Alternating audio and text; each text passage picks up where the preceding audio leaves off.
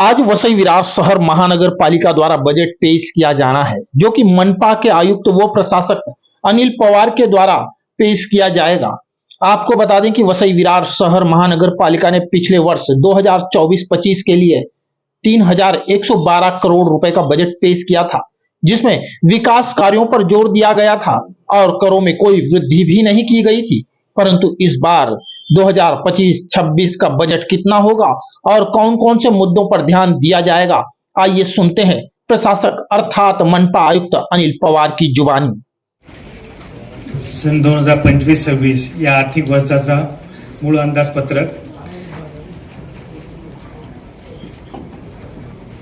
3,926.44 लक्ष 51,000 एवढा आहे। 3,926 कोटी 44 लक्ष 51,000।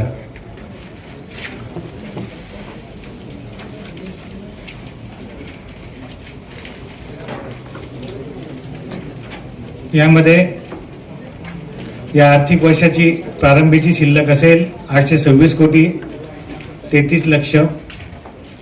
महसुली जमा असणार आहे 2,097 कोटी 84 लक्ष 71,000। भांडवली जमा होणार आहे 710 कोटी 85 लक्ष 7,000। काही असाधारण ऋण जमा जे होते आहे ते 291 कोटी 41 लाख 49,000 एवढी आहे। अशा एकत्रित मिळून 3100 कोटी 11 लक्ष 26,000 एवढं आपले जमा रक्कम आहे प्रारंभिक शिल्लकेसह। आता यामध्ये प्रारंभिक शिल्लकेसह आपण एकूण जमा घेतली तर ती 3,926 कोटी 44 लक्ष 51,000 एवढी येते। म्हणजे आपली प्रारंभिक शिल्लक जी होती 826.33 कोटी, त्याच्यामध्ये जमा जी रक्कम आहे 3100 कोटी, ती जर एकत्रित गृहीत धरल्यास आपला अंदाजपत्रक होते 3,926 कोटी 44 लक्ष 51,000 एवढी होते। त्यामध्ये या वर्षाचा अँटिसिपेटेड महसुली खर्च हा 2,036 कोटी 48 लक्ष 7,000 एवढा आहे। तर भांडवली खर्च 1,614 कोटी 1 लक्ष 40,000 एवढा आहे। आणि ऋण खर्च जर आपण नक्की केला तर 273.54 कोटी एवढा आहे। आणि एकत्रित खर्च रक्कम जी होऊ शकते आहे या आर्थिक वर्षात 3,924 कोटी 3 लक्ष 94,000। याचाच अर्थ आपलं 2 कोटी 40 लक्ष 57,000 एवढं शिल्लकीचा अंदाजपत्रक आहे। अशा पद्धतीने हा अर्थसंकल्पीय गोषवारा आहे। या अर्थसंकल्पामध्ये आपण ज्या काही बाबी अंतर्भूत करतोय, ज्या महत्त्वाच्या असू शकतील किंवा आपला फ्लॅगशिप म्हणून असणार आहे, तर त्यामध्ये आपल्याला सर्वात महत्त्वाचं म्हणजे पूर परिस्थिती नियंत्रण किंवा पूर प्रतिबंधक कामांची पूर्तता करणं। हे कामं साधारणतः या वर्षभरामध्ये पूर्ण केल्यानंतर जे पूर परिस्थितीला नागरिकांना सामोरं जावं लागतं त्याचं प्रमाण बऱ्यापैकी कमी करण्याचा मानस आहे। त्याचप्रमाणे वेळोवेळी पावसामध्ये किंवा अगोदर जो पावसाळी पूर्व पाऊस पडतो त्यामध्ये आणि पावसाच्या दरम्यान शहरामध्ये बऱ्याच ठिकाणी खड्डे पडतात आणि त्याचे पॅच वर्किंग करावं लागतं। नागरिकांना फार मोठ्या प्रमाणात असुविधा होते। बऱ्याच ठिकाणी ॲक्सिडेंट्स देखील होतात आणि दुर्घटना घडत असतात। याकरता यावर्षी पॅचवर्कचा म्हणजे भविष्यात येणारा खर्च कसा कमी करता येईल याचं नियोजन करण्याकरता आम्ही एक कन्सल्टंटची अपॉइंटमेंट केलेली होती। आणि ज्या ठिकाणी वारंवार आपल्याला पॅचवर्क करावं लागतंय असे साधारणतः शहरातले 114 स्पॉट नक्की केलेले होते। आणि 114 स्पॉटमध्ये एकच अलाइनमेंट किंवा एकच पॅच पूर्ण घेतला असे 51 आम्ही नक्की केले। आणि त्याच्यासाठी 208 कोटी रुपयाचा खर्च आहे। त्यापैकी या आर्थिक वर्षामध्ये आम्ही 150 कोटी रुपयाचं नियोजन केलेलं आहे, जेणेकरून हे सगळे फक्त शहरातले अंतर्गत रस्ते आहेत। शहराला मुख्य हायवेपासून शहरामध्ये येणारे जे 5 रस्ते आहेत त्याचा याच्यामध्ये समावेश जास्त नाही का, तर MMRD कडे आम्ही साधारणतः 2862 कोटी रुपयांचे एवढे कॉन्क्रिटीकरणाचे प्रस्ताव सादर केलेले आहेत. त्याच्यानंतर काही तलाव आहेत. या तलावांच्या स्वच्छतेकरता आम्ही एक कार्यक्रम राबवायचा प्रयत्न आहे. त्याकरता एजन्सी आम्ही नक्की करतो आहे. या आर्थिक वर्ष म्हणजे 1 एप्रिल पासून त्याचं काम चालू होईल अशी अपेक्षा आहे. समीर होईल ना. असे 9 तलाव आम्ही प्राधान्याने पहिल्यांदा आयडेंटिफाय केलेले आहेत आणि साधारणतः त्या तलावातलं पाणी नितळ कसं राहील आणि त्याच एजन्सीला पुढील 2 वर्षाकरता ऑपरेशन अँड मेंटेनन्स करता सुद्धा आमचा देण्याचा आमचा मानस आहे, जेणेकरून पुढच्या 4-5 वर्ष ते तलाव व्यवस्थित राहतील आणि या दरम्यानच्या कालावधीमध्ये आपले विविध संवर्गातले अधिकारी कर्मचाऱ्यांना प्रशिक्षण पण मिळेल, थोडासा अनुभव पण येईल व पुढे फक्त केमिकल्स किंवा कल्चर किंवा काय ज्या गोष्टी असतील त्या वापरून आपला कर्मचारी देखील ते तलाव स्वच्छ राखण्यासाठी उपयोगी पडतील प्रयत्न करणार आहे. त्याच्यानंतर 2013ला आपलं जे आपलं सॉलिड वेस्ट होतं, जे ड्राय आणि वेट वेस्ट, त्याच्यावरचं प्रोसेसिंग तत्कालीन एजन्सी निघून गेल्यानंतर बंद पडलेलं होतं. त्यामुळे गोखिवरेच्या साईटवर 15 लक्ष मेट्रिक टन एवढं आपला लिगसी वेस्ट पडून होतं.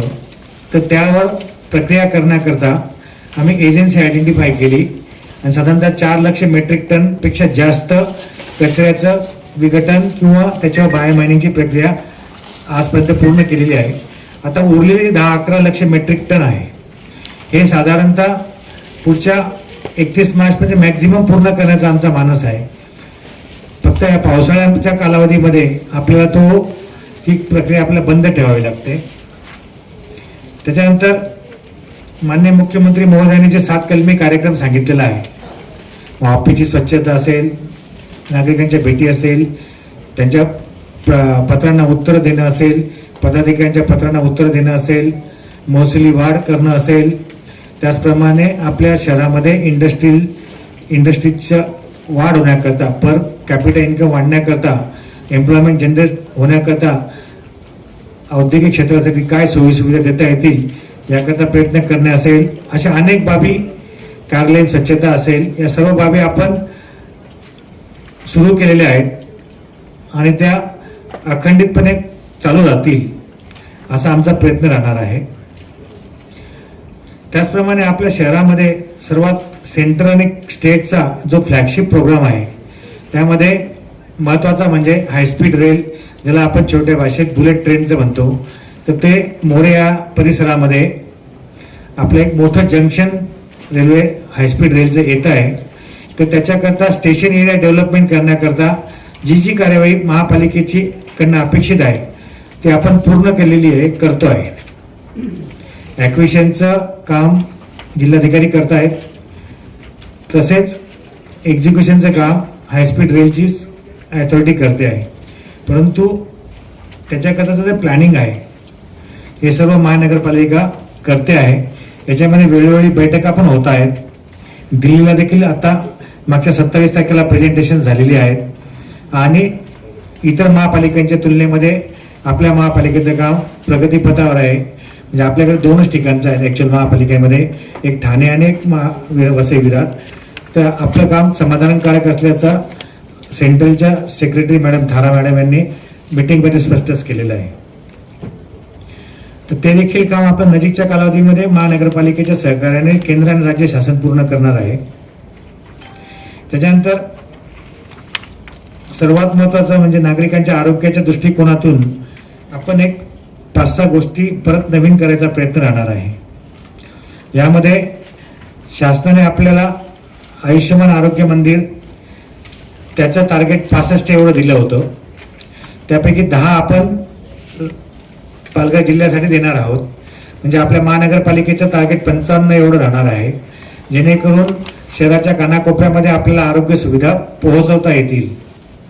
तर या अनुषंगाने आतापर्यंत आपण 32 पूर्ण केलेली आहेत आणि उर्वरित 23 जी आयुष्यमान आरोग्य मंदिर आपल्याला पूर्ण करायची आहेत। आमचा मानस असा आहे की इथं 3 महिन्यामध्ये आम्हाला हे पूर्ण करायचे आहेत आणि त्या ठिकाणी स्टाफ आणि औषधं हे आपल्याला नागरिकांना उपलब्ध करून द्यायचे आहेत आणि तपासण्या देखील फ्री ऑफ चार्ज होतील आणि औषधांचा पुरवठा आणि त्यांना लागणारे सगळं वैद्यकीय सुविधा ह्या फ्री ऑफ चार्ज दिल्या जाणार आहेत।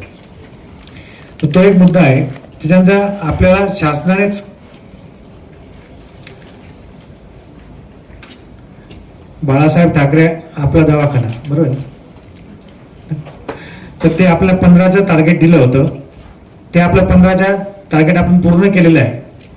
जरी आपलं टार्गेट 15चं असलं तरी आपण याच्यामध्ये आपल्याला जागा आयडेंटिफाय झाल्या तर आपण याच्यामध्ये आणखी वाढ करणार आहोत, जेणेकरून आपल्या शहरामध्ये जे आपल्याला 55 गावं अंतर्भूत आहेत, काही आदिवासी पाड्या अंतर्भूत आहेत 55 गावांमध्ये, त्या ठिकाणी देखील वैद्यकीय सुविधा शेवटच्या घटकापर्यंत कशी पोहोचेल त्यासाठी आपण आयुष्यमान आरोग्य मंदिर आणि आपला दवाखाना आणि नागरी आरोग्य केंद्र किंवा माता बाल संगोपन केंद्र असतील यांच्या माध्यमातून आपण प्रयत्न करतोय आणि या वर्षात भरीव कामगिरी त्याच्यामध्ये करायची आहे।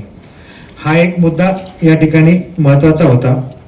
दुसरा मुद्दा म्हणजे आपण मागच्या वर्षी जसं अर्थसंकल्पाच्या वेळेस सांगितलं होतं की वेगवेगळ्या प्रकारच्या मेडिकलमधल्या पॅथी असतात, त्याच्या ॲलोपॅथी एक आहे, आयुर्वेदाची एक पॅथी आहे, होमिओपॅथी एक आहे। तर आयुर्वेदाची पॅथी आपण मागच्या वर्षी सांगितल्याप्रमाणे आपण 3 ठिकाणी चालू केलेले आहेत। त्या 3 OPD आपल्या आजही कार्यरत आहे। त्यामध्ये वसई आहे, नालासोपाऱ्याला आहे आणि विरारला आहे। या 3 ठिकाणी आजही आपण आयुर्वेदातली जी औषधं आहेत, जी ट्रीटमेंट आहे ती आपण नागरिकांना उपलब्ध करून देतो आहे। नाडी परीक्षण त्या ठिकाणी होत आहे का तर आपल्याकडे एक चांगल्या प्रतीचे BMS डॉक्टर्स देखील उपलब्ध आहेत, त्यामुळे त्यांच्या ज्ञानाचा या ठिकाणी उपयोग आपल्याला चांगल्या पद्धतीने करून घेता येतोय। दुसरं म्हणजे आपल्याला मी आमच्या मेडिकलच्या टीमशी, ॲडिशनल कमिशनर आहेत आपले, त्यांच्याकडे मेडिकलचा विषय आहे, समीर भूमकर आहेत, डॉक्टर भक्ती आहेत, यांची चर्चा केली होती की आपल्याला याच्यामध्ये काही पंचकर्माची काही सुविधा करता येईल का।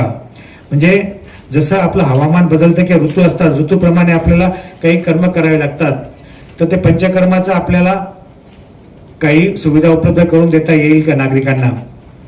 तर त्यासाठी आम्ही काही जागा आयडेंटिफाय करत होतो। तर नारंगी आपल्याला बोळिंज येते म्हणजे खारोडी नाक्याजवळ, तिथे आपलं नागरी आरोग्य केंद्राची बिल्डिंगचं काम सुरू आहे। माता बाल संगोपन केंद्र ॲक्च्युअल म्हणून आपण केलेलं आहे, पाचंगे, बरोबर आहे ना। तर त्या ठिकाणी आता आपल्याला कसं बोळिंजला आपलं हॉस्पिटल आहेच, अंतर काही जास्त नाही आहे, त्यामुळे त्या ठिकाणी आपल्याला काही भागामध्ये हे आपल्याला पंचकर्म केंद्र चालू करण्याचा आणि आपल्याकडे जी आयुर्वेदाची वैद्यकीय मनुष्यबळ उपलब्ध आहे त्यांच्या माध्यमातून आपल्याला हे पंचकर्माची कार्यवाही या नजीकच्या कालावधीत सुरू करावं असं मी आमच्या आरोग्य विभागाला सूचना केलेल्या आहेत आणि त्याची पण कार्यवाही आपण चालू करतोय। फक्त एकच आहे याच्यामध्ये की या पंचकर्माची जी 5 कर्म आहेत त्याच्यामध्ये वेगवेगळ्या त्यांची औषधं खूप महागडी आहेत।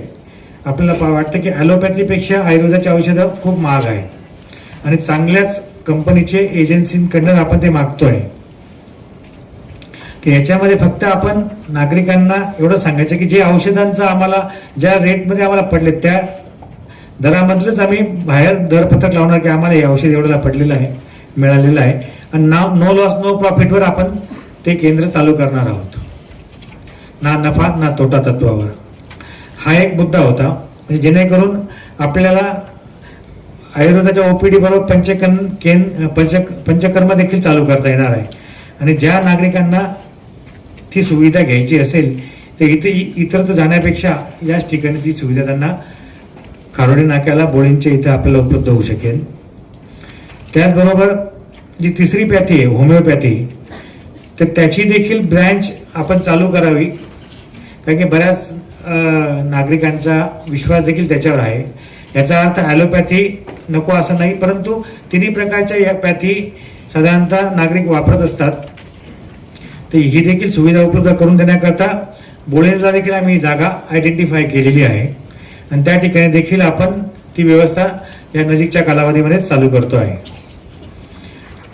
याच्याबरोबरच बऱ्याच वेळा नागरिक जेव्हा मला भेटायला येतात, विविध पक्षाचे येतात, पत्रकार येतात किंवा जे वेगवेगळ्या आजारांनी ग्रस्त आहेत, किंबहुना त्यांना ज्या वेगवेगळ्या प्रकारच्या टेस्ट आहेत त्या करणं कठीण जात आहे किंवा खाजगी रुग्णालयांमधले किंमत त्यांना परवडत नाही आहे. तर अशा नागरिकांसाठी जसं आपण आता 150पेक्षा जास्त टेस्ट करण्याकरता 4 सेंटर्स एक सबसिडाइज रेटमध्ये चालू केले शहरामध्ये, फक्त त्याच्यामध्ये 24 तासापेक्षा जास्त कालावधीकरता तो इंडोर पेशंट आमचा असला पाहिजे अशी अट त्याच्यामध्ये. पण या ठिकाणी मात्र आपण डायग्नोस्टिक सेंटर चालू करावं. याकरता तुळीजला, बरोबर आहे ना, सोपारा वेस्टला ना, तर त्या ठिकाणी आपली जी इमारत आहे त्या ठिकाणची जागा नक्की केलेली आहे. त्याच्यामध्ये आपण एक्सप्रेशन ऑफ इंटरेस्ट काढलेले आहेत आणि काही हॉस्पिटल्सला आम्ही कॉन्टॅक्ट केला होता. तर त्यापैकी एक हॉस्पिटल तुम्हाला सांगतो, कृष्णा डायग्नोस्टिक्स म्हणून आहे, त्यांना देखील कॉन्टॅक्ट केला होता. लीलावतीला पण कॉन्टॅक्ट केला होता. अशा अनेक हॉस्पिटल आम्ही सुमोटो पण कॉन्टॅक्ट करून त्यांना सांगत होतो की आम्ही EY काढतोय, आपण कृपया पार्टिसिपेट करा. तर कृष्णा डायग्नोस्टिक्सची त्याच्यामध्ये व्हिजिट पण झालेली आहे. त्यांनी काही चेंजेस सांगितले होते. समजा आम्हाला EY मध्ये आम्ही जे थ्रू झालो होतो, आम्हाला साधारणतः या गोष्टी याच्यात असे बदल लागतील, तर ते देखील आपण करण्याचं तयारी दाखवलेली आहे. जेणेकरून जर विचार जर केला, MRI जरी घेतला किंवा CT स्कॅन घेतला किंवा स्कॅनिंग कोणत्याही शरीरातल्या प्रत्येक अवयवाचं कोणतंही घ्यायचं झालं तर त्याची फी साधारणतः 10,000 पासून तर 15-16 हजारापर्यंत होते. तर या ठिकाणी आम्ही त्यांना ही फी जी आहे ती बेअर मिनिमम म्हणजे 4-1 हजारापर्यंत करावी. तुमचे 16,000च्या अगेन्स्ट किंवा 10,000च्या अगेन्स्ट 4 ते 5 हजार करा. आणि त्यासाठी त्यांच्याकडनं आम्ही कोणत्याही प्रकारचं भाडं घेणार नाही आहेत, रेंट घेणार नाही आहेत, म्हणजे डिपॉझिट काही घेणार नाही आहेत.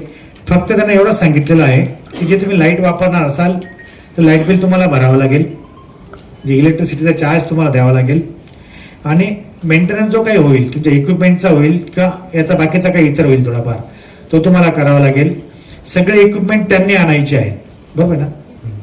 त्यामुळे आपल्याला इक्विपमेंटचा खर्च राहणार नाही आहे. फक्त आपल्याला आपली वास्तू उपलब्ध त्यांना करून द्यायची आहे याच मुद्द्यावर, आणि कोणत्याही प्रकारचा रेंट आकारला जाणार नाही या मुद्द्यावर आपण EY फ्लोट केलेला आहे.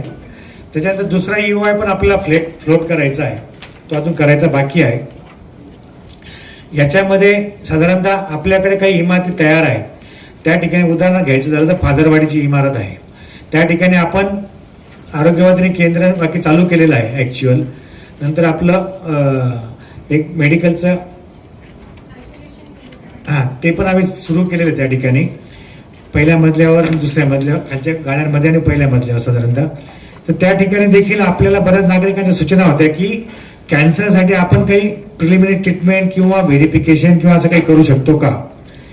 तर कॅन्सर ऑन्कॉलॉजी युनिटसह कार्डियक युनिट आपल्याला काही ठेवता येईल का, किंवा एक्सटेन्सिव्ह ट्रॉमा युनिट काही आपल्याला त्या ठिकाणी ठेवता येईल का. याकरता मी लीलावतीच्या हॉस्पिटलच्या जे कोणी प्रशासनाचे भाग आहेत त्यांच्या वरिष्ठ अधिकाऱ्यांना या ठिकाणी बोलवलं होतं एक 15 दिवसापूर्वी. त्यांना आपण जागा दाखवलेल्या आहेत. त्यांचं एकच म्हणणं होतं की आम्ही कॅन्सरचं म्हणजे ऑन्कॉलॉजी युनिट्स तिथे सुरू जर करायचं झालं तर त्यासाठी आम्हाला नर्सेस लागतात. तर नर्सेससाठी आम्हाला स्कूल किंवा कॉलेज जे असेल ते पण तिथे सुरू करायला जागा जर तुम्ही उपलब्ध करून दिली तर दोन्ही गोष्टी आम्हाला या ठिकाणी चालू करता येतील. तसं प्रपोजल देखील आम्ही त्यांना दिलेलं आहे लीलावती हॉस्पिटलला.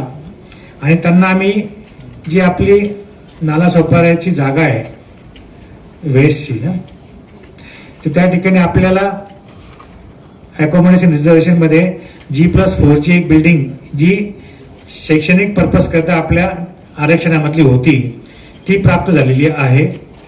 तर ती इमारत पण आम्ही त्यांना दाखवलेली आहे आणि त्या इमारतीबद्दल त्यांचा नर्सिंगचं कॉलेज किंवा स्कूल चालू करण्याकरता त्यांचा होकार आम्हाला तोंडीरित्या प्राप्त झालेला आहे. पण त्याचा देखील आम्ही EY काढणार आहे. म्हणजे लीलावती सोबतच इतर जर काही हॉस्पिटल कॉम्पीट करत असतील तर साधारण वर्षभरामध्ये याच्यामध्ये बऱ्यापैकी प्रगती करता येईल. आणि या तिन्ही गोष्टी आपल्याला म्हणजे ऑन्कॉलॉजी, कार्डियक आणि ट्रॉमा या तिन्ही गोष्टींचं आपल्याला काही युनिट सुरू करता येतं का त्यासाठी प्रयत्न करणार आहोत. यश येईल अशी अपेक्षा आहे, परंतु त्यासाठी सर्वांचं पाठबळ आम्हाला लागणार आहे. त्याचनंतर काही बऱ्याच म्हणजे मी आल्यापासूनच बघत होतो की मला नागरिक सांगत होते की आपल्याकडे साधारणतः पोस्टमार्टम शवविच्छेदनाकरता कोणत्याही प्रकारची व्यवस्था नाही आहे. आपण 3 ठिकाणी केलं जातं शवविच्छेदन, नालासोपारा असेल, बोळींजला असेल, विरारला असेल समजा. तर या ठिकाणी जिल्हा परिषदेच्या ज्या केंद्र आहेत, आरोग्य केंद्र, त्याच ठिकाणी त्या PM चं काम होतं. तर या ठिकाणी आता आपल्याकडे मी इतर महानगरपालिकांना किंवा मुंबईत बघितलं किंवा ठाण्यामध्ये, तर या ठिकाणी MBBS डॉक्टर बरोबर BMS डॉक्टर देखील PM करतायत. मग आपल्याकडे MBBS आणि BMSचा साधारणतः 100पेक्षा जास्त डॉक्टर्स आहेत दोन्ही मिळून. तर मी आमच्या मेडिकल टीमवर चर्चा केली होती. तर आपण याच्यामध्ये काय गोष्टींची आवश्यकता राहणार आहे. ते म्हटले की याला डिग्री डॉक्टरचीच लागते, MBBS आणि BMS समजा. त्यांना फक्त ट्रेनिंगचा पार्ट आहे. तर ट्रेनिंगच्या पार्ट करता आम्ही जे हॉस्पिटलला पण लिहिलेलं आहे आणि त्या अधिष्ठातांना विनंती केली की 15 दिवसाचं पूर्ण हँड्स ऑन ट्रेनिंग आमच्या डॉक्टर्सला जर आपण दिलं तर ते पण ट्रेंड होतील. आणि मग आपले जेवढे 9 हॉस्पिटल्स आहेत, UPSCs आहेत, त्यापैकी काही आपल्याला आयडेंटिफाय करून प्रत्येक भागामध्ये PMचं काम आपल्याला आमचे डॉक्टर करतील. याकरता आम्हाला मदत होईल. त्यांच्याकडनं सकारात्मक प्रतिसाद आल्यानंतर तात्काळ बेसिसवर, अर्जंट बेसिसवर आम्ही BMS आणि MBBS हे दोन्ही डॉक्टर्सला त्या ठिकाणी टप्प्याटप्प्याने ट्रेनिंगला पाठवणार. काही लॉट 15 दिवसांसाठी, म्हणजे काही ठराविक 10 डॉक्टर्स, नंतर परत पुढचे 10 डॉक्टर्स, असं मिळून सर्वांना आम्ही साधारणतः हे प्रशिक्षण देण्याचा मानस आहे. त्याकरता तिथल्या अधिष्ठातांना आज शासकीय पत्र माझ्या स्वाक्षरीने द्या असं देखील मी संचिकेवर पृष्ठांकन केलेलं आहे की जेणेकरून त्या अधिष्ठातांना जर विनंती केली पर्सनल तर त्याच्यामध्ये आपल्याला यश प्राप्त होईल आणि आपलं काम पुढचं व्यवस्थित होईल. आणि जर त्या प्रायमरीला देखील आम्ही काही जागा आयडेंटिफाय केल्या होत्या. जर PM आपल्याला अर्जंट बेसिसवर करायचं झालं ट्रेनिंग नंतर तर पाचू बंदरला आणि चंदन साच्या हॉस्पिटलला या 2 ठिकाणी आपण प्राथमिक तत्वावर आपण PMचं आपलं काम चालू करायची सुरुवात करू आणि टप्प्याटप्प्याने शहरातल्या इतर हॉस्पिटलमध्ये देखील आपलं ते काम चालू करता येईल. त्याच्यानंतर आपल्याकडे मनुष्य मृत्यू पावल्यानंतर ऑर्गन डोनेशनचं काम करणारी खूप चांगल्या संस्था आहेत. तर त्या संस्थांबरोबर पण माझी पण एकदा मीटिंग झाली होती आणि मागच्या 2-4 दिवसापूर्वी अतिरिक्त आयुक्त हिरवडे साहेबांच्या अध्यक्षतेखाली देखील मीटिंग झालेली होती. तर त्यांचा सल्ला असा होता की एक ऑर्गन डोनेशन सेल तयार केला गेला पाहिजे. तर ऑर्गन डोनेशन सेल तयार झाला तर सर्वात 2च बाबींचा आमच्यासाठी त्यांची विनंती होती की जे आपल्या ॲम्ब्युलन्सेस असतात त्या त्यांना उपलब्ध होतील, त्या शववाहिनी ज्या असतील त्या त्यांना वेळेवर तात्काळ उपलब्ध होतील आणि ते विनामूल्य होतील सगळ्या. तर ती विनंती आम्ही त्यांची मान्य केलेली आहे. आणि इथे डेडिकेटेड स्टाफ मेडिकलमधला आणि नॉन मेडिकलमधला म्हणजे एखाद दुसरा डॉक्टर त्याला सहाय्य करणारे 1-2 अधिक कर्मचारी असं करून तो ऑर्गन डोनेशन सेल देखील आम्ही ठेवतो आहे. आणि ही मागणी जर आता आमचे बजेट प्रिपरेशन चालू असलेलं होतं, अंतिम टप्प्यातून ते ॲक्च्युअल टायपिंगला दिले गेलेलं असल्यामुळे आम्हाला ही 25 लाख रुपयाची जी रक्कम त्याच्याकरता आम्ही नक्की केलेली आहे त्या बजेटच्या अमाऊंटमध्ये खर्चामध्ये आलेली नाही आहे. पण ते आम्ही आता सुधारितमध्ये ते आम्ही ॲड करून घेणार आहोत. त्यामुळे याच्याकरता देखील 25 लाख रुपये आम्ही नक्की करतो आहे. त्याच्यानंतर आपलं DM पेटीट हॉस्पिटल आहे, त्याचं जे एक्सटेन्शन आहे 70 बेडेड आहे. तर 70 बेडेड हॉस्पिटलचं आता लोकार्पण आपल्याला आपल्या पदाधिकाऱ्यांचा जेव्हा वेळ मिळेल त्यावेळेस साधारणतः अधिवेशन संपल्यानंतर आपल्याला करता येईल. काय 5 संख्ये 60 माहीत ना, करता येईल ना. तर तो एक मुद्दा आहे. आणि त्याच्यानंतर यापूर्वीच्या इस्टिमेटमध्ये आपल्याकडे तिथं जे डॉक्टर्स जाणार आहेत, सर्व्हिस देणार आहेत, रेसिडेंट डॉक्टर, त्यांच्याकरता रहिवासाची व्यवस्था नव्हती. तर आम्ही वरती आम्हाला 2 किंवा 3 बेडरूमचा एक फ्लॅट देखील तयार करून डॉक्टरांचं निवासस्थान देखील करणार. म्हणजे 24/7 आपल्याला त्या ठिकाणी डॉक्टर्स जे DM पेटीलमधल्या जुन्या खाटा आणि नवीन या 70 खाटा या सर्वांच्या रुग्णांना आपल्याला त्या ठिकाणी मदत होणार आहे. त्याच्यानंतर एक सर्वात महत्त्वाचं म्हणजे की आपल्याकडे इंडस्ट्रियल बेल्ट आहे, SDLचं आहे, पापडीला आहे, वसईमध्ये आहे. तर या इंडस्ट्रियल बेल्टमध्ये जे कामगार आहेत त्यांच्या करता आपल्याला काही त्यांचा आजार पण डिटेक्ट करून घेण्यासाठी आपल्याला आपण पोर्टेबल एक्सरे मशीन्स आपल्याला प्राप्त झालेले आहेत. तर त्या ठिकाणी देखील हे पोर्टेबल मशीन्स, एक्सरे मशीन्स ते घेऊन त्यांचं स्कॅनिंग करून घेण्याचा आमचा मानस आहे. म्हणजे एक एक इंडस्ट्री, त्याच्या कंपनी आणि त्यातल्या कर्मचाऱ्यांचं एक्सरे स्कॅनिंग करणं हे आम्ही पोर्टेबल यंत्राच्या द्वारे करून घेण्याचं आमचं नक्की केलेलं आहे. जेणेकरून त्यांना जर काही आजार डिटेक्ट झाले तर त्यांना लाईन ऑफ ट्रीटमेंट नक्की करता येईल. तर अशा पद्धतीने साधारणतः आपल्याला कार्यवाही करायची आहे. आणि वैद्यकीय आरोग्य विभागामार्फत, तसंच मी आपल्याला बायोमायनिंगचं सार्वजनिक आरोग्य विभागामार्फत जे काम होतं तेही सांगितलेलं आहे. त्याच्यानंतर आपल्याला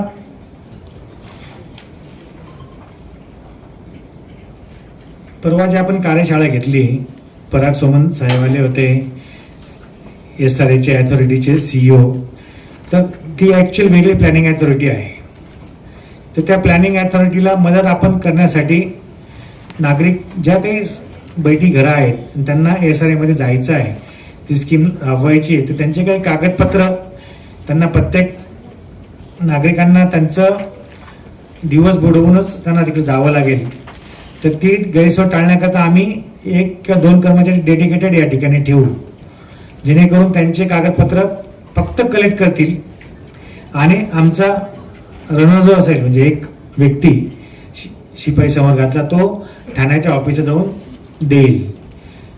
म्हणजे नॉन टेक्निकल कामच फक्त त्यांना मदत म्हणून, नागरिकांना एक सुविधा म्हणून ती आम्ही तयार करून देण्याचा आमचा एक प्रयत्न राहणार आहे. त्याच्यानंतर आपण क्लस्टर डेव्हलपमेंट करण्याकरताचा देखील आपण कन्सल्टंट अपॉइंट करून त्याच्याकडनं 40 क्लस्टर या शहरामध्ये आयडेंटिफाय करून घेतलेले आहेत. तर त्याच्यामुळे पुढं काय प्रगती करता येईल ते थोडंसं जिकिरीचं आणि क्लिष्ट काम आहे, परंतु सुरुवात तरी नक्की आम्ही त्या विषयाला या आर्थिक वर्षामध्ये गती येईल या दृष्टिकोनातून प्रयत्न करणार आहोत. इथं बघितलं असता उत्पन्नाचे काही स्रोत वाढावेत आपल्यासाठी. त्यासाठी मी जेव्हा आलो तर काही गोष्टी नंतर लक्षात आल्या की ज्या नागरिकांनी कोणतंही काम सुरू करायचा परवाना दाखला घेतला असेल, म्हणजे कमेन्समेंट सर्टिफिकेट, पण OC घेतलेल्या नाही आहेत, त्यामुळे आपले बरेच उत्पन्न बुडत आहेत. ते उत्पन्न बुडण्यामध्ये प्राधान्याने डेव्हलपमेंट चार्जेस असतील, प्रीमियम चार्जेस असतील, वॉटर सोर्स डेव्हलपमेंट चार्जेस असतील, अनॉथराइज्ड ऑक्युपन्सी चार्जेस असतील, कंपाऊंडिंग चार्जेस असतील, अशा अनेक प्रकारच्या आपले चार्जेस बुडतात. किंबहुना त्या डेव्हलपर, विकसक जो असेल त्याच्या मालकीच्या जागेतून काही आपले विकासाचे आरक्षण असतील तर OCला येताना आम्ही ते आरक्षण आमच्याकडे हँडओव्हर कर अशा आग्रह करतो. 3 महिन्याचा 6 महिन्याचा त्याला पिरियड देतो. त्यामुळे ते पण आरक्षण आपल्याला डेव्हलप व्हायला अडचण होते. त्यामुळे याच्याकरता आम्ही एक्सप्रेशन ऑफ इंटरेस्ट मागच्या आठवड्यामध्ये काढलेला आहे. याचा पूर्ण सर्वे केलेला होता. तर 2023 पर्यंत 1787 एवढे प्रकरणं आम्हाला आढळलेले आहेत की ज्याच्यामध्ये आपण CC दिलेले आहेत पण OC आलेल्या नाही आहेत. तर हे पैसे यांना आम्ही नोटिसेस देणार आहोत, त्यांचे प्रस्ताव तयार करून घेणार आहोत एजन्सीच्या माध्यमातून, आणि एक तर त्याला पर प्रपोजल महापालिका पैसे देईल किंवा रेव्हेन्यू शेअरिंग देईल. याच्यापैकी जो महापालिकेला बेनिफिशियल राहील तो प्रस्ताव आम्ही त्यांच्याकडनं, त्या एजन्सीकडनं तयार करून घेणार आहोत. मग त्याच्यामध्ये आपल्याला बरेच गोष्टी सापडतील. चेंज ऑफ यूज सुद्धा सापडणार आहे, वाढीव जे बांधकाम केलेले आहे ते पण आपल्याला आढळणार आहे. आणि पण हा काही एका वर्षाचा कार्यक्रम राहणार नाही, हा साधारणतः पंचवार्षिक कार्यक्रम होऊ शकतो. कारण की एक प्रपोजल बनवणं, त्याला नोटीस देणं, त्याला हिअरिंग देणं, त्याच्यानंतर त्याला त्याच्या आदेश करणं, त्याच्याकडनं रिकव्हरी करणं. पण तरी देखील आम्हाला असं अपेक्षित आहे की साधारणतः प्रत्येक वर्षी एक साधारणतः 90-100 कोटी रुपयाचा महसूल आम्हाला याच्यातून वेगळा प्राप्त होईल, जेणेकरून तो आपल्याला विकास कामांसाठी वापरता येईल. त्याच्यानंतर ज्यांना आपण बांधकाम पूर्ण झाल्याचा दाखला दिलेला आहे की यांचं देखील व्हेरिफिकेशन करायचा आमचा मानस आहे. त्याचा सुद्धा स्वारस्याची अभिरुची म्हणजे एक्सप्रेशन ऑफ इंटरेस्ट काढायचं आमचं ठरलेलं आहे. ते येत्या 15 दिवसामध्ये, महिन्याभरामध्ये ते पण निघेल. ज्यांना ओसी दिले आहेत पण ओसी मिळाल्यानंतर त्यांनी जर काही बदल केलेले असतील, वाढीव बांधकामं केले असतील, तर त्याच्यावर आपल्या कंपाऊंडिंग चार्जेस, प्रॉपर्टी टॅक्स, थोडे एरियाकरता 3 पट प्रॉपर्टी टॅक्स लावणं असेल आणि रेग्युलर जर करता असेल तर रेग्युलायझेशनचे चार्जेस असतील ते घेणं आहे. या सगळ्या गोष्टी आपल्याला त्या ठिकाणी करता येतील. पण त्याचा अजून आम्ही एक्सप्रेशन ऑफ इंटरेस्ट काढलेला नाही, तो देखील आम्हाला या ठिकाणी काढायचा आहे. तर अशा पद्धतीची आपण ही या ठिकाणी साधारणतः आम्ही कारवाई करतोय. त्याचप्रमाणे आपल्याला सर्वात महत्त्वाचा भाग म्हणजे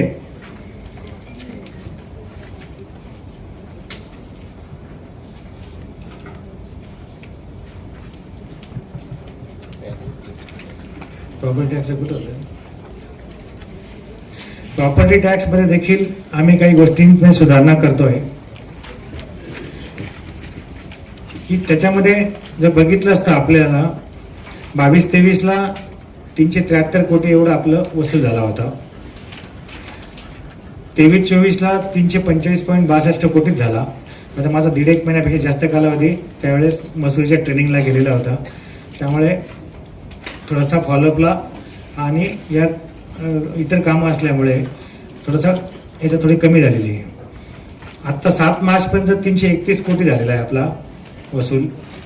तर 31 मार्चपर्यंत साधारणतः आपला 400 कोटी होईल असं अपेक्षा आहे. आणि पुढच्या वर्षाकरता आपण तो त्याच्यामध्ये आणखी 100 कोटी वाढवू, म्हणजे समजा 534 कोटीपर्यंत. बरोबर, 534 कोटीचा आम्ही टार्गेट त्या ठिकाणी नक्की केलेला आहे. नसेल 534 कोटी पण 500 कोटीचा तरी आकडा गाठायचा आमचा त्यावेळेचा या वर्षात प्रयत्न राहणार आहे. हे कारण काय की याच्यामध्ये आपण ज्या वाणिज्य प्रॉपर्टीज आहेत त्या वाणिज्यिक प्रॉपर्टी आम्ही सर्वे करायचं काम चालू केलेलं होतं.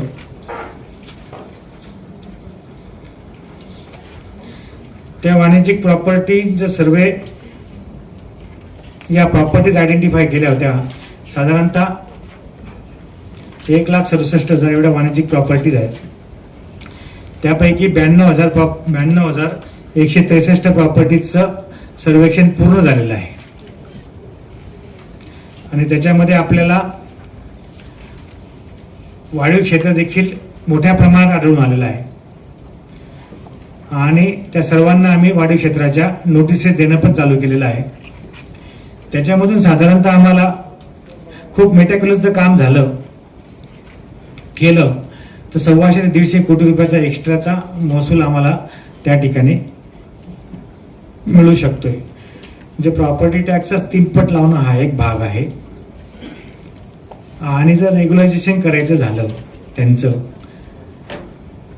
तर आपल्याला कंपाऊंडिंग चार्जेससह सगळ्याच गोष्टी आम्हाला, म्हणजे तिथे पण नगर रचनेच्या माध्यमातून देखील तो महसूल देखील वाढू शकतो. पण आम्ही बेअर मिनिमम साधारणतः 90 ते 100 कोटी रुपये आम्हाला मिळाले पाहिजे असं अपेक्षित आहे. पण 100 कोटी मिळाले तर आम्हाला तो महसुलासाठी फार मोठा भाग होणार आहे. त्या अनुषंगाने आपण या 92,000च्या अगेन्स्ट 51,265 एवढ्या प्रॉपर्टीजला आपण नोटिसेस देखील दिल्या आहेत. विशेष नोटिसेस म्हणतो कर आकारणीच्या, त्या देखील दिल्या गेलेल्या आहेत. दुसरा मुद्दा म्हणजे आपल्याला शासनाच्या सूचना अशा आहेत की प्रॉपर्टी टॅक्सचं रिव्हिजन हे साधारणतः 5 वर्षानंतर झालं पाहिजे. तर जधीपासून आपली महानगरपालिका झालेली आहे की किंबहुना नगरपालिकेत जे रेट होते त्याच रेटने आज आपण प्रॉपर्टी टॅक्स घेतो आहे. रिव्हिजन एकदाही झालेलं नाहीये आजपर्यंत. त्यामुळे दरामध्ये जर सुधारणा करायची झाली तर काय करायचं आहे, त्या शहराचं झोनमध्ये, वेगवेगळ्या झोनमध्ये विभाजन करण्याचं आमचं प्रस्तावित आहे. त्याच्यानंतर बांधकामाचं जसं स्वरूप आहे त्या पद्धतीने मालमत्तांचं वर्गीकरण करायचा आमचा विचार आहे. नुसतं बांधकामच नाही तर वापर कसा आहे त्या ठिकाणी, निवासी असेल, औद्योगिक असेल, वाणिज्यिक असेल, त्या पद्धतीने देखील वर्गीकरण करून त्यांच्यावर प्रॉपर्टी टॅक्समध्ये कशा पद्धतीने वाढ करायची हा एक आम्ही केलेला आहे ॲक्च्युअल. आणि शासनाने काही ठराविक महापालिका घेतलेल्या आहेत, एक 10 महापालिका. त्याच्यामध्ये जो आपला रेग्युलर पद्धत आहे मालमत्ता कर आकारण्याची त्याच्याऐवजी कॅपिटल व्हॅल्यू बेस्ड पद्धत घ्यावी आणि त्याची सगळं डिटेल्स शासनाने आमच्याकडनं सह बाकीच्याही महापालिका, नवी मुंबई असेल, ठाणे असेल, इतर महापालिका आहेत त्यांना, तर त्या कॅपिटल व्हॅल्यू बेस पद्धतीने प्रॉपर्टी टॅक्स असेसमेंट करा आणि आम्हाला त्याचा एक ड्राफ्ट आम्हाला पाठवा की साधारणतः काय फरक पडतो आहे.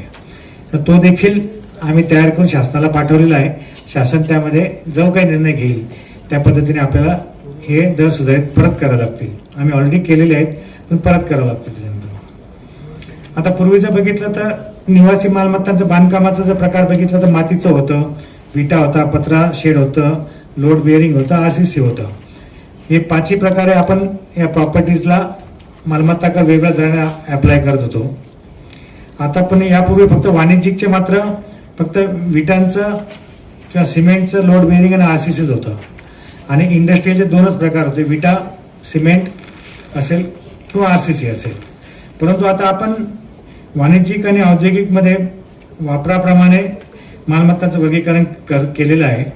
त्यामध्ये RCC असेल, लोड बेअरिंग असेल, पत्रा शेड असेल, पोटमाळा असेल, वेदर शेड असेल, या सर्वांचा असा 5 प्रकारे आपण यांचं वर्गीकरण केलेलं आहे आणि त्या प्रत्येकाला आपण वेगवेगळे दर लावणार आहोत. त्याचा एरिया आणि त्याला केलेला दर, जेणेकरून आपल्याला एकत्रित पद्धतीने लावण्यापेक्षा वापराप्रमाणे आपण त्याचे दर आपल्याला लावता येतील.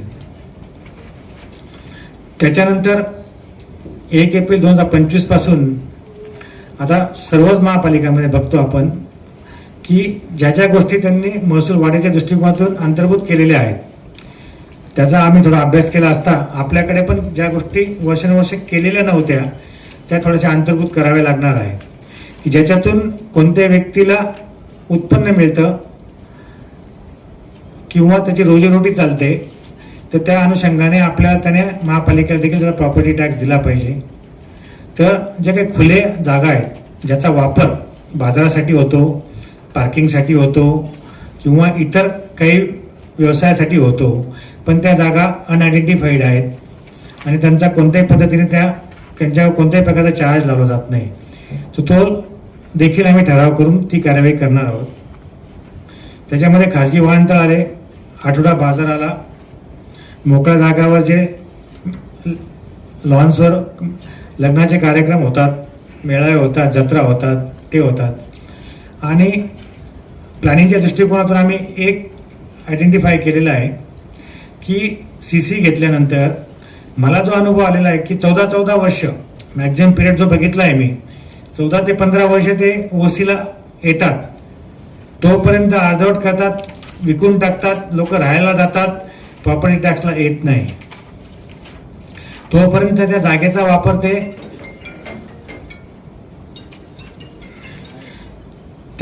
वापर ते कृषीतर कामासाठी करत असतात. त्यामुळे इतर महापालिकांमध्ये माहिती घेतली असता, जसं सपोज आपण खुल्या जागेला एकूण मालमत्ता कराच्या काही पर्सेंटेज त्यांनी लावलेले आहेत,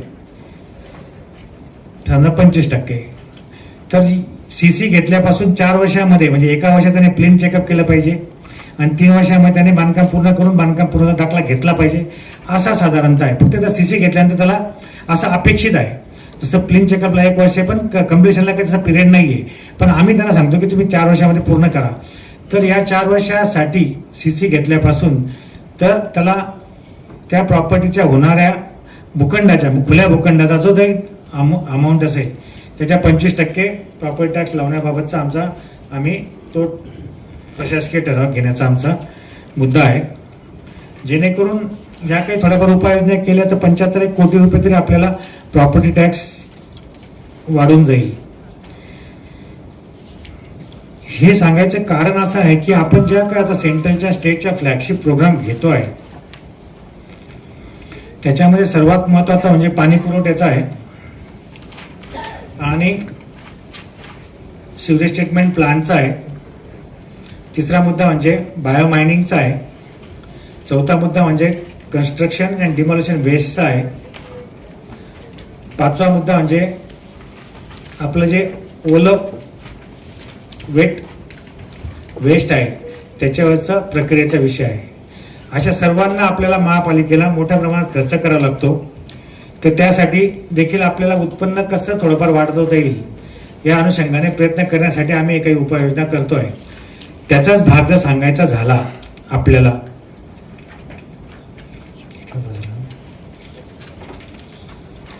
त्याचाच भाग सांगायचा झाला तर आपल्याला पाणीपट्टी कर जो असेल जे त्याच्यामध्ये आम्ही काही वाढ प्रस्तावित केलेली आहे.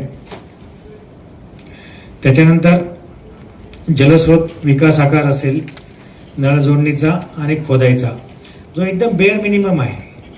म्हणजे आपल्याला जर पाईपलाईन खोदायची असेल त्या ठिकाणी आपल्याला एक्सकेव्हेशनसाठी आणि रिसर्फेसिंगसाठी जो खर्च येतो त्याच्या 1/10 सुद्धा आपण हा आकार लावलेला नव्हता. तर त्यामुळे आपल्याला त्याच्यामध्ये फार मोठा खर्च होत होता आपला. तर त्यामध्ये आपण साधारणतः 25% वाढ करायचा प्लॅन आहे आपला. म्हणजे रेसिडेन्शियल असेल, कमर्शियल असेल आणि रेसिडेन्शियल प्लस कमर्शियल असेल. तसंच पाणीपट्टीमध्ये पण साधारणतः आपण त्या पद्धतीने वाढ करतो आहे. याचे कारणं पण मी आपल्याला सांगेन. तसंच इतर महापालिकांमध्ये बघितलं तर सर्व महापालिकांना महाराष्ट्रातल्या पाणीपुरवठा लाभ कर पण आहे. आणि आता आपल्याला जे मलजलसाठी आपण 4 प्रोजेक्ट करतो आहे. आता एक नाला सोपऱ्याचा चालूच आहे आपला 103 MLDचा. त्याच्यानंतर आपण निळेमोरीमध्ये पण आपण साधारणतः 34.5 MLDचा प्रकल्प करतो आहे. त्याच्या आपल्याला DPR बनवला गेला, त्याचं MGP कडनं तांत्रिक मान्यता देखील मिळाली.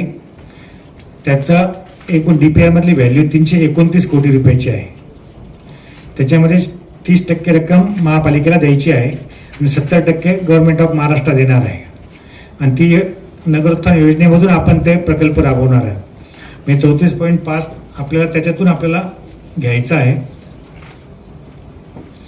त्याच्यानंतर झोन नंबर 4 आहे. त्याच्यानंतर नवगड माणिकपूरला देखील आपण 47 MLDचा प्रकल्प आपण त्याचा DPR बनवलेला आहे.